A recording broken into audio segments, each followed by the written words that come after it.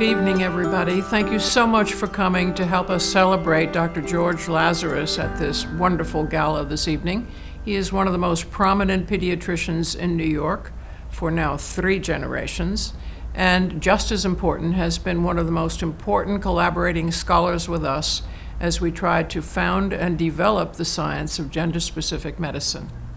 Would you tell me what you feel is the most exciting thing about treating children? The best thing about my practice has been the long-term relationships that I have with patients and their families.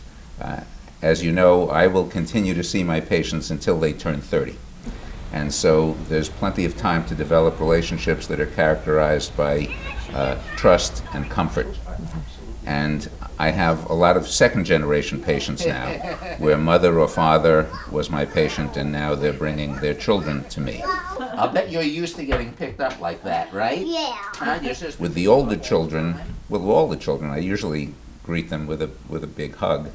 And with the older ones, I'll usually explain to them that the hug is actually a very important part of the visit, because that's why I keep coming to work, because I basically work for hugs. One of the really nice things about what I do is it allows me to still feel young. When you spend all day with young people, as long as I'm looking at them instead of in a mirror, I can maintain the illusion that I'm one of them and that I'm young as well. What do you think? Is it a good tummy? No. No? I think it's a good tummy. No!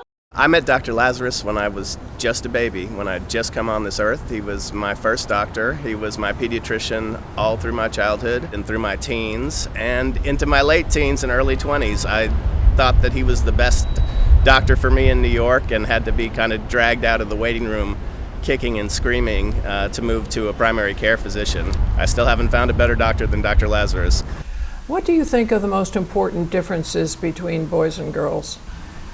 I think that the differences between boys and girls are apparent right from the beginning at birth. So as you know, growth charts, standard thing in pediatrics, we have different growth charts for babies from the minute they're born for boys and girls. There are differences in size, there are differences in growth, there are differences in growth patterns. There are differences in how they react to different diseases. So for instance, right at birth, if there's a premature baby who has respiratory distress syndrome, or premature disease of the lung, that affects males more severely, and that's a big problem in neonatology. Attention deficit disorder, a common thing that affects children, is very different in boys and girls. Boys with attention deficit disorder tend to be, or are often hyperactive. So they're disruptive in school. Therefore, they will call attention to themselves. The teacher will have difficulty with them. The teacher will call the parent will call the pediatrician. The child will be identified and treated. Girls with attention deficit disorder are usually not hyperactive. They're very well behaved. They sit still, they mind their own business, and they're quiet, but they're inattentive. They have trouble concentrating, they have trouble focusing, but they don't cause trouble. So they don't tend to be discovered until later, by which time they may have fallen further behind academically.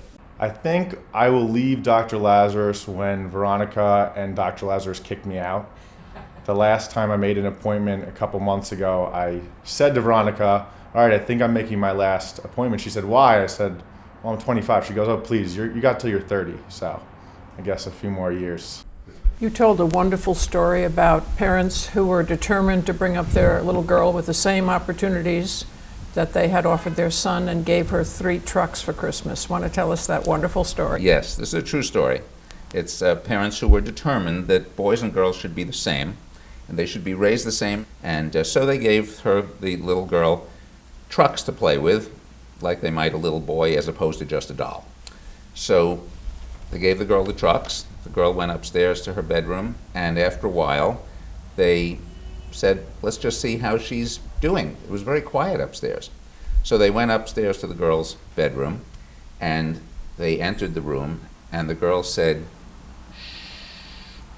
they're sleeping.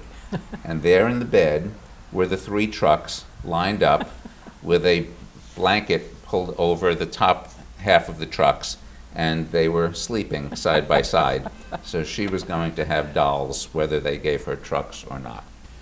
Do you think gender-specific medicine is a legitimate discipline, or do you think it's sort of a dreamed-up concept that has no validity beyond pediatrics, say? There are obviously major differences medically, physiologically, between men and women. This is being appreciated more than it was when I was a medical student. And when I read the general medical literature, articles always point out differences in the prevalence of disease between men and women. They will say this condition occurs Forever. 70% of the time in men, 30% in women, or the reverse. Sometimes, of course, it's 50-50. But when there is a gender disparity, there's almost never an explanation of why that Correct. gender disparity exists.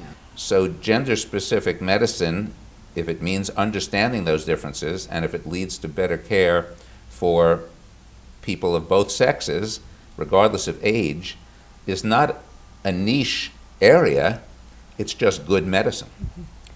I can't thank you enough for agreeing to be with us this evening and helping us all with your scholarship over the past 25 years. This was, as Descartes might have said, a dream in the mind of a dog when we first began the idea of gender-specific medicine. And as you know, it comes literally from the heart and the studies that we started at Columbia in heart disease and the differences between men and women.